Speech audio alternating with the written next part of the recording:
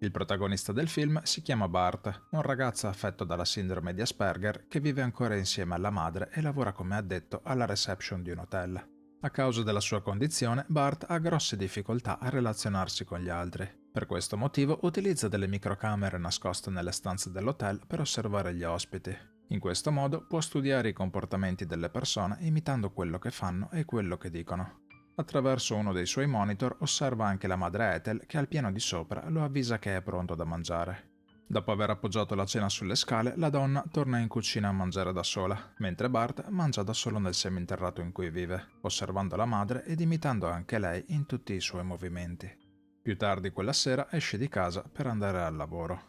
Essendo bassa stagione, l'hotel ha pochi ospiti e Bart passa la maggior parte del suo tempo nella reception da solo. Inaspettatamente, un ospite di nome Karen si presenta per il check-in in piena notte. La donna chiede informazioni sulla camera e Bart inizia ad elencarle le caratteristiche della stanza e tutti i servizi inclusi, leggendo direttamente dalla descrizione riportata sul sito. Mentre Karen gli chiede una seconda chiave, Bart osserva con attenzione i suoi gioielli e specialmente il suo modo di parlare. Dopo averle dato le indicazioni per arrivare in camera, le augura una buona serata. Nella scena successiva vediamo Bart che la osserva attraverso le microcamere che ha precedentemente piazzato nella stanza. Mentre Karen si prepara per andare a letto, controlla ogni suo movimento direttamente da un tablet. Poco dopo vediamo che qualcuno bussa alla finestra del suo terrazzo. Attraverso l'inquadratura non si riesce a vedere chi sia, ma Bart sente la voce di un uomo sorpreso di vedere lì Karen. Ad un tratto il collega di Bart arriva per dargli il cambio e si accorge che sta guardando qualcosa sul suo tablet. Jack, tuttavia, pensa che stia guardando un porno e gli dice che ora può andare a finire di vederselo a casa. Sulla strada del ritorno, Bart si ferma ad una stazione di servizio per comprare del gelato. Tornato a casa, riprende a guardare quello che sta succedendo nella camera di Karen e mentre i due parlano, imita quello che dicono. La donna informa l'uomo di aver spedito un messaggio dal suo telefono alla ragazza che si sarebbe dovuta trovare lì al suo posto. Dicendogli che per quella sera potrebbe far finta di amarla, l'uomo diventa aggressivo e dopo averla spinta nel letto inizia a picchiarla. Una pistola fuoriesce dalla borsa di Karen e Bart, vedendo tutta la scena, decide di chiamare la reception dell'hotel per avvisare Jack. Tuttavia capisce che così facendo finirebbe sicuramente nei guai per le microcamere. Nel panico quindi decide di andare personalmente all'hotel per provare ad aiutare la donna e una volta arrivato utilizza l'ingresso secondario per entrare. Nel frattempo Jack esce per fumare una sigaretta e nota la macchina di Bart nel parcheggio. All'improvviso sente un colpo di arma da fuoco e torna velocemente dentro l'hotel a controllare.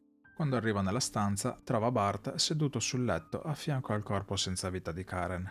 Scioccato gli dice di non toccare nulla e torna giù alla reception per chiamare la polizia. Non riuscendo a trattenere la sua curiosità, Bart si china per toccare il sangue e successivamente si pulisce la mano sulla sua camicia.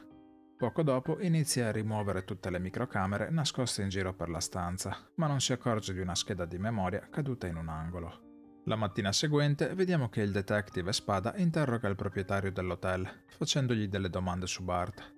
L'uomo lo informa che il ragazzo lavora lì da 3 anni e che non ha mai causato nessun tipo di problema. Nonostante la sua condizione di Asperger, è estremamente intelligente e capace. Quando Spada gli si avvicina, Bart inizia a farfugliare nervosamente. Racconta che la sera prima, mentre tornava a casa da lavoro, si è fermato a comprare del gelato. Quando è arrivato a casa, però, si è accorto di aver dimenticato il portafoglio in hotel, e questo è il motivo per cui è tornato indietro. Il detective lo ascolta attentamente e alla fine del suo racconto gli chiede come abbia comprato il gelato, se è vero che aveva dimenticato il portafoglio in hotel. Inoltre gli dice che il suo collega Jack ha notato la sua macchina in parcheggio poco prima di sentire lo sparo, il che gli fa pensare che in realtà non sia mai tornato a casa. Non sapendo cosa rispondere, Bart rimane in silenzio. Mentre vediamo che nel frattempo è stato portato in centrale e Spada parla con il marito di Karen nel suo ufficio. Nick afferma di non avere idea di cosa ci facesse sua moglie in hotel nel bel mezzo della notte e gli chiede se Bart sappia qualcosa.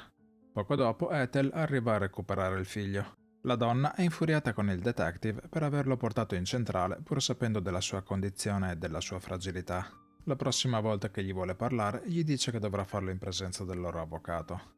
Tornati a casa, chiede a Bart se sappia qualcosa e gli dice che se ha bisogno di parlare sa che lei ha tutto il suo supporto. Tuttavia, Bart si limita a chinare la testa per ricevere un bacio dalla madre e poco dopo si avvia verso l'ingresso del suo appartamento nel seminterrato.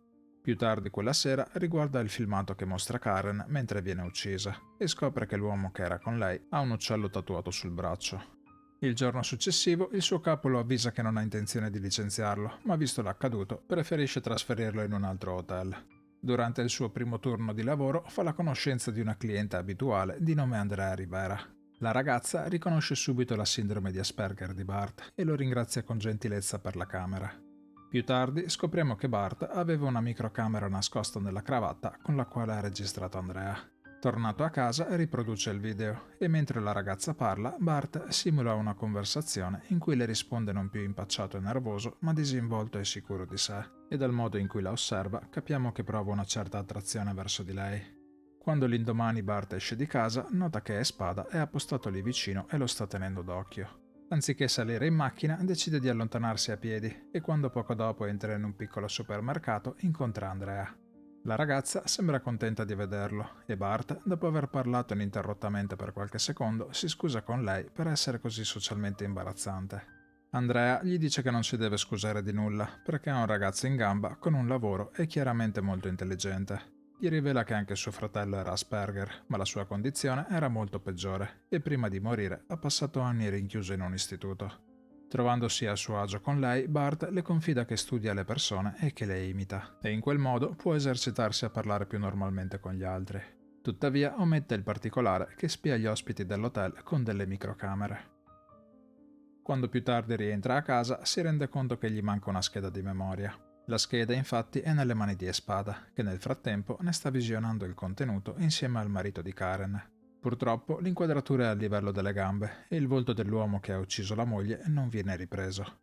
Nick vuole che Espada arresti Bart perché il ragazzo, arrivando così velocemente sulla scena del crimine, è chiaramente coinvolto. Il detective, pur essendo convinto che Bart sappia qualcosa, gli risponde che non è detto che sia lui il colpevole e in ogni caso non ha prove sufficienti per arrestarlo.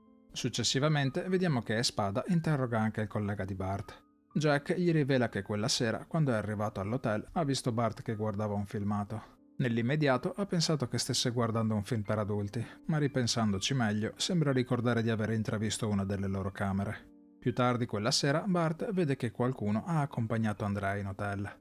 Mentre passa alla reception le informa che l'aria condizionata della sua stanza è stata sistemata. Scopriamo che Bart però ha semplicemente nascosto delle nuove microcamere. Dopo un po' la ragazza torna giù per chiedere un accendino a Bart. Andrea gli dice di aver bevuto un po' troppo e di non riuscire a dormire. Mentre va in piscina lo invita ad unirsi a lei nel caso in cui più tardi volesse farle compagnia. Pochi minuti dopo vediamo che Bart è seduto a bordo piscina insieme a lei. Il ragazzo le chiede chi fosse l'uomo con cui si stava baciando fuori dall'hotel. Andrea gli risponde che è una domanda complicata e per evitare l'argomento gli chiede se abbia una ragazza. Bart le spiega che per via della sua condizione non ne ha mai avuta una. Quando poi si fa silenzioso gli chiede a cosa stia pensando. Bart all'improvviso si china velocemente verso di lei per baciarla, ma subito dopo lo vediamo andare in panico ed inizia a scusarsi nervosamente per quello che ha fatto. Andrea lo tranquillizza dicendogli che va tutto bene e lo invita a risedersi vicino a lei. Mentre lo accarezza gli spiega che la solitudine a volte fa fare delle pazzie e poco dopo lo bacia anche lei. Sentendosi nuovamente a suo agio, Bart appoggia la testa sulle sue gambe e Andrea gli confida che l'uomo che ha visto insieme a lei è l'uomo di cui è innamorata. Si frequenta con lui di nascosto da ormai troppo tempo ed essendo un uomo sposato è tutto molto complicato. Poco dopo, augurandogli la buonanotte, si alza in piedi dicendogli che ha bisogno di tornare in stanza. Il giorno successivo vediamo che Bart, per impressionare Andrea, decide di rifarsi il look per avere un aspetto migliore. Dopo essere andato dal barbiere, lo vediamo andare in una sartoria per farsi fare un abito su misura e più tardi compra addirittura una macchina nuova. Tuttavia, quando arriva all'hotel per incontrarsi con Andrea, vede che la ragazza è in compagnia. Osservandola attraverso la finestra, nota il tatuaggio dell'uomo insieme a lei e capisce che è la stessa persona che ha assassinato Karen. Bart torna velocemente a casa per osservare la stanza dai suoi monitor. Una volta arrivato, però, trova la polizia che sta sequestrando il suo computer insieme a tutta la sua attrezzatura. La madre prova a difenderlo spiegando al detective che per il figlio quello è un modo per vedere e capire il mondo. Tuttavia, Espada è sicuro che Bart sappia qualcosa sull'omicidio e trova curioso il fatto che suo figlio abbia formattato il disco rigido. Bart si limita a rispondere che di tanto in tanto gli piace fare pulizia e cancellare tutto. Rimasto da solo, recupera un disco che la polizia non è riuscita a trovare. Successivamente lo collega ad una console e torna ad osservare la stanza dell'hotel dove Andrea è ancora insieme all'uomo. La mattina seguente Bart si rifiuta di andare a lavoro e rimane disteso a letto con lo sguardo fisso nel vuoto. La madre prova a dargli conforto e lo sprona a non farsi abbattere dalle difficoltà della vita. Con sua sorpresa, Bart più tardi esce dal seminterrato e si siede al tavolo da pranzo per mangiare insieme a lei.